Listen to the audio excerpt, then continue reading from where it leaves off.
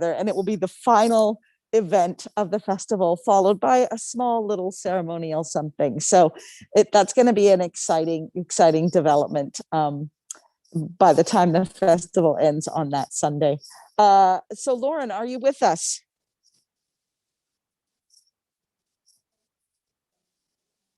I can't hear Lauren, but maybe I need to put my other headphone in. Oh, there you are. It is Lauren and Mariah. Oh, there they go. Can you hear us now? I can hear you and I can see you. Can you see me? Yes, I can hear you. Nice. So, hey, I just wanted to talk a little bit about this this thing you got going on, which is so cool because it's like the two of you, a mother and daughter with such a passion for food and making such amazingly good food. So, first off, I wanted to start out saying, when did you kind of notice that this was a thing between the two of you? When did you I mean, Lauren, I know you've been a caterer for a long time, but when did, sort of things kind of gel like that? I think more recently, to be honest, I came back from living in Portland for 7 years, and I was thinking, why not start a new opportunity? And my mom, being a caterer, can't really cater big parties now. She kind of has helped me, mentor me through starting my own business, Humble Rise International Kitchen, and definitely is a mother-daughter new business that I've started. More than anything, Nice. she's my main support team and help. It's been really creative and helping me with coming up with menus on a weekly basis. And then, of course, when catering gets back on the game of everything, I'll be her main squeeze too then. Nice. But That's actually, great. Jackie, actually, I think it starts way before a few months ago. Right. Mariah just grew up in our home, and I always had my kids help with cooking in the kitchen. And she's always been extremely creative and showed a real interest and aptitude and coming up with recipes. And when she was struggling a little bit in Portland, she was going to school up there, and it was just so hard. The school stuff was so hard for her. And I'm like, why don't you do something that you already know, that you love and you're good at, give yourself a little head start. So I like to say that I planted a little seed, and when I was visiting once, I said, let's go check out the culinary school. So we did. We went and we took her roommate. We went over to the Oregon Culinary Institute, and excuse me, and we did a little tour. And at that point, Mariah wasn't really ready for it. So I think maybe a year and a half, 2 years later, she says, hey, Mom, I think I'm going to get in touch with that culinary school. Nice. And I think it's just been fantastic choice for her. That's great. I remember, Mariah, I think you and Zoe Troxel serving food at Del Arte at something in the summer, maybe one of their the award ceremonies there. You did a big catering thing. And also I remember you and Zoe catering something on your own, but I can't remember what it was. Maybe it was something for her mom. I know there were a few times with Zoe that we stayed up like all night cooking. Yeah. And we used Del Arte as the place where the party was. And it was just so fun. All that theater, and I think you did Zoe's birthday party maybe, there. Yeah, your Sweet 16 equivalent. Yeah, maybe. That's great. Yeah, I just remember it being a thing. So Mariah, just for a minute, tell us about the Portland Culinary School when you graduated, and sort of what the what that was like for you when you graduated from the culinary school and being in culinary school. Mm-hmm. I actually studied hospitality management there too. So if I was interested in becoming a manager, or if I wanted to open my own restaurant, I'd have all the tools to do that. I'm not on that horizon quite yet, but I have had a few people tell me, oh, Folie Douce is open, maybe you should go there. Yeah. So it's something in my mind. But yeah, so I graduated in 2018, I believe. And then I worked at this fabulous restaurant called Q Restaurant and Bar. That was executive chef was a female. And it was really important to me at that time, with all of the different chefs kind of blowing up with the Me Too era, kind of having an executive chef that was a female and kind of understood, where we stand in this industry. Right. And being very creative and always wanting input from all her other like sous chefs or line cooks, and feeling like my voice was heard in that kitchen. So you did That's like an great. internship with her. Yeah, so I started off at an internship there, and then she hired me on, and I was there for about 2.5 years until COVID hit, actually, is Uh, left there. But it was wow. amazing, and I got that job right out of culinary school. I had to do an externship for a total of like 250 hours to graduate from culinary school. Uh-huh. And I was in culinary school for about a year and a half, about a year and a half. So it was an amazing opportunity. We learned anything from how to make sausages to how to make your own curry paste. It was very Mushrooms. yeah, and then I learned how to make gravlax, and so I felt like I got a really great, like, I learned everything, the whole emphasis of everything, and then also having to have all the experiences in Humboldt County too, and farmers market, coming back here and really being able to use all those resources has been really awesome. Oh, that's great. That's exciting to hear. I never really thought about the difference between like so many catering companies are women-led catering companies, but the Yeah. difference between women-led catering companies and chefs. I never it feels am I correct in saying that it's weighted more on I think the so. catering and less on the chef, or is that just I feel like there's a lot more females that I know that are caterers, and uh-huh. there's not as many like executive chefs in restaurants that are women. It'd be really Right. good to see a change in that, but it is just even like in big magazines these days, they'll have like top chefs, or they'll always have pictures of the masculine male in the front cover. So there hasn't been that many like women coming out to that area yet. Right. I think more and more though. More and more though. There's been Yeah. some really great shows that I enjoy watching, like Chef's Table, and they've always really showcased many different types of chefs all over the globe, and it's very inspiring for me to watch things like that and get different ideas. Right. I guess that's the zero to fierce thing in the culinary world of,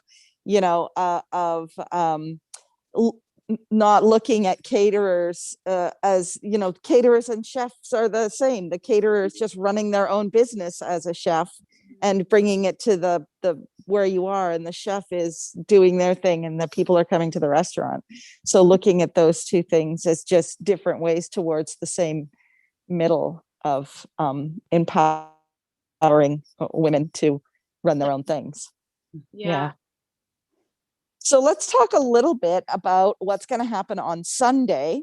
I know that you did one for Temple Bethel for a fundraiser for them. Did you make bagels? No, we did. We took a class online and on learned how to make bagels, which was really fun. It was a good way to learn how to kind of present yourself on Zoom in a cooking class. Yeah. For Temple Bethel, we did rolled cabbage. Oh, that's right. Oh, so good. Yeah. So we took it from the very beginning where people, started boiling the water to get their cabbage ready, and took them all the way through rolling it and baking. Nice. So that was our first class. We did it, I don't know, maybe a month or so ago. A month. Yeah, I think about a month. Yeah. Great medium though for teaching cooking classes. I'm kind of excited about it actually. Oh, great. Yeah. So Sunday, I chose I call it spanakopita. Okay. And I also say phyllo, not phyllo. But there you go. Some people might say phyllo, but I think Everybody it is. says it differently. I think it's phyllo is used more often. Okay. Maybe that's Canadian. Oh, there you go. That could be. I don't know. There it is. There's some really good Mediterranean restaurants in Canada. I've been to a few. It's true. Yeah. But phyllo does a little difficult to use, and so people are kind of intimidated with it. So that's one of the reasons I chose to use that for this class, because I'll teach you how to keep the main thing is to keep the dough moist, because it gets dried out really quickly and then it's worthless. You can't use it. So I'm gonna, I'll have some tricks of how to work with the dough. So I just thought it would be a really fun interactive menu to work with and teach them how to use it.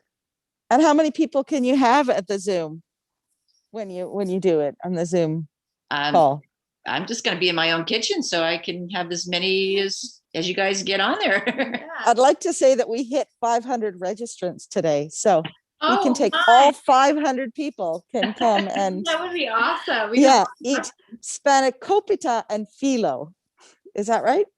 Yes. Okay. Yeah. So we're going to do it with spinach and feta cheese, some artichoke hearts and List and leeks. print it out. We printed, Leek? yeah, you guys, I sent you the recipe and printed it Yep. out. So anybody who signs up should be able to do their shopping ahead of time. Yes. Maybe some people that just want to watch and then make it the next day or later too. Right. This dish also Yes. freezes nicely. So if it's something you don't want to eat the whole thing that evening or not at all, you can put it away for a little bit later. How does that work? How do you bake something or make something and then not eat it, Lauren? Like, Yeah, I don't have that problem. I don't usually do that. that's not in my realm of glory. Yeah, Or sometimes. have leftovers to freeze, quite frankly. Yeah. But Well, yeah. with being isolated, there are a lot of single people at home. It's true. And they might want to make a whole pan of spanakopita to save some of it for later. But Right. you don't have to cook it, I believe, right? Right. When I'm going to save it, I normally would not bake it. I would Oh, take it I out see. later. Yeah. So maybe we can make two at the same time There you go. for those of us who know that we would like to have a whole one. You want to have one for later. Yeah. Yeah, then we can have one Great for dish. later. I was thinking about it, like, where did I get my love of Mediterranean cooking? And I think when I was Mhm. 18, I went to Europe and traveled around for a whole summer. And I just fell in love with Greek food. I had to have moussaka every Oh. night. And I went back to the same restaurant, I think 3 nights in a row. Nice. Growing up, I never had it before. So I came home and just started challenging myself and learning more and more about it. And my folks, Nice. when I was that age, my parents lived in Utah and in Salt Lake City. So I didn't grow up there, but they lived there. And they had an amazing Greek festival, and their neighbors were Greek. So I was able to go with them to the festival one year, and I was just blown away. And then they would have like groups of 100 women cooking for maybe 6 months in advance and freezing different things. Because with phyllo, you can do a whole pan, a flat pan of something, or you can make little roll, take the dough and make strips and Right. make little triangular things with it. So they were making up hundreds and hundreds, thousands of things. So it's very versatile. Wow. There's a lot of things you can wrap inside of the dough. Mhm. And we'll Well, talk a little bit about that. Great. on Today you Sunday. made some delicious little thing. You made lunch today for us We as did. part of the Women's Festival. So if you missed it, you can catch Humble Rise Tuesdays and Fridays on Facebook. Mhm. And they are delivered to the Playhouse and served out of the Playhouse. So if you missed today, you can hop on the Humble Rise train. But today you made us some sort of delicious little something or other. Bria's Oh, rolls. was it the rolls or the cookies? The cookies, the Rise rolls were absolutely delicious too. Thank you. Those had Oh, they were garlic in it. so Cookie she's good. talking about, I think. Yeah, And the cookies. it was a Hungarian special cookie that they typically eat for Christmas or special celebrations, and it had cream cheese and butter and flour in the recipe. No sugar in the dough. Actually, it was very, flaky from the cream cheese and butter. And then I put traditionally it's done with a nut filling. So some of them had nut filling in them, and some of them had berry filling, and some of them had our homemade blood orange Marmalade. blueberry marmalade we made. Oh, that's what I had. I had the blueberry marmalade. When you delivered it to us, I opened it and there was a little puff of powdered sugar. And I was like, it's okay, like a little dream. it's gonna be good. It's gonna be good. Like, I need this right now. That's great. It was so great. Yeah. The meal today was really delicious as well. So what do you see? I know you talked a little bit about Folie Douce. If do you Oh, see the yourself future. moving to a storefront, or are you happy sort of moving through the world as you are right now? Right now, I'm pretty happy moving through the world as I am right now. I actually will be having a website be launched probably by the end of this month. So I'll have Nice. more people being able to order my meals, because right now I'm only on Facebook. You can search me up at Humble Rise International Kitchen. Uh-huh.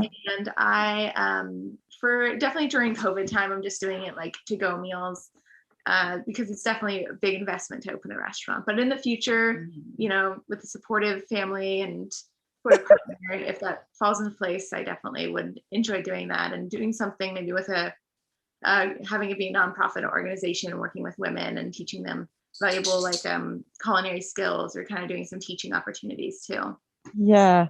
I enjoy all your descriptions too of the food that you're cooking and where it comes from and the roots of it. And I find that it's such a an interesting thing because food is so much a part of who we are Yeah. culturally and socially that Yeah.